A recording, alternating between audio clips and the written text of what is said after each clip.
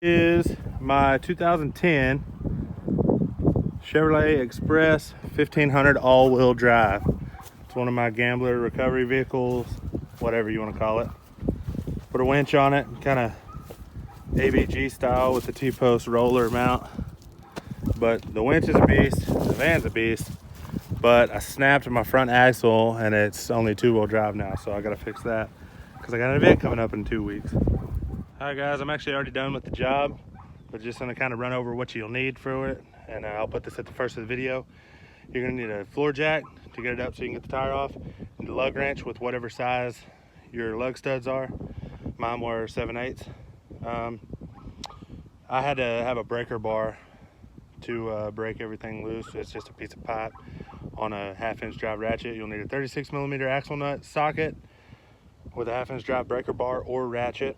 You'll need a 10mm wrench and or socket with ratchet, and a hammer, and that's about it. Maybe a pry bar to hold everything still like I was using. But yeah, it didn't take. I worked on it for maybe an hour and I'm done. That includes jack up. I had to cut a piece of pipe to use for a cheater pipe, and it all it went fairly smooth. All right folks, so this is what I said, this is what I meant when I said I snapped an axle. This is supposed to be in there with bearings. It's a CV axle. CV is for constant velocity axle, and basically it's got like almost like U-joints, but they're set up with ball bearings and stuff in each end right here. And on that end, it just broke apart and came out. And the reason that made me go to two-wheel drive, technically the other side could still turn, but it's an open diff. So once it slips, all the power comes to this side since it has less resistance, and so that makes the other side stay still and this side turns. And with this side turning, it's not turning the axle, so then I just had two-wheel drive instead of all-wheel drive. But we're getting her changed. Already got the axle nut off. That was pretty easy. The last one I worked on was a 14-year-old car, so this one wasn't bad at all.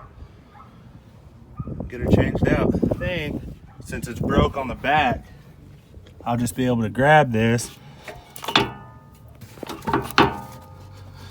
give it some wiggling,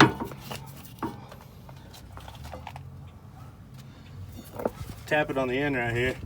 Now, if you're doing something that requires you to put this back, the same one, you're gonna wanna have the nut on the end of this flush. When I knocked it loose, this is the way I had it.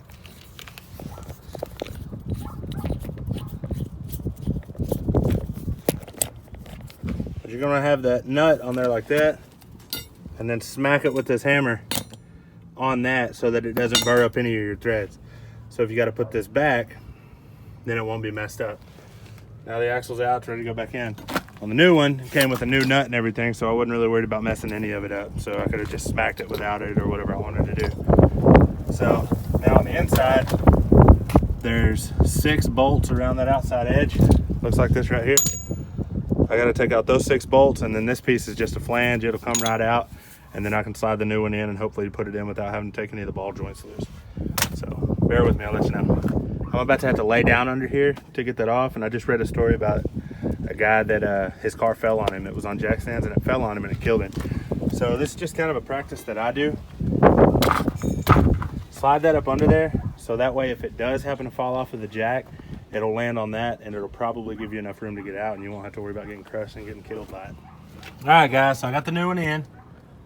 It's bolted up, comes over here, comes through. I've got this on, but it's not tight. And so I was just gonna kind of show y'all some of my tricks to tighten this stuff up. This right here, put right here, actually put it the other way, we're tightening it. You put it there, turn it to where it grabs and it's hitting the ground, and then you can go up in here with the 10mm on this, and you can tighten both of these. Then you'll pull this out, turn it, do it again, do the next 2 bolts. Once you get all that done, then you'll come out here, you'll do the same thing, and you'll do the 36mm or whatever it is, axle nut. Yeah, 36mm on this, and you'll tighten this up, and then you're finished. You can put the wheel back on it, let it down, everything, then you're done. All right, and last but not least, you want to test drive it when you get done.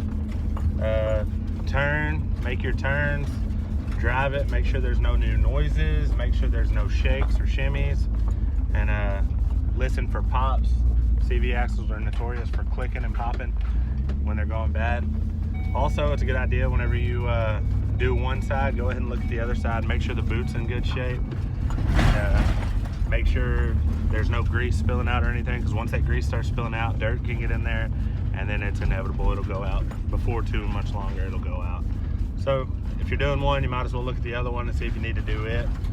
And be safe, guys. You don't want to crash, hurt yourself over something like this, because it's an easy fix.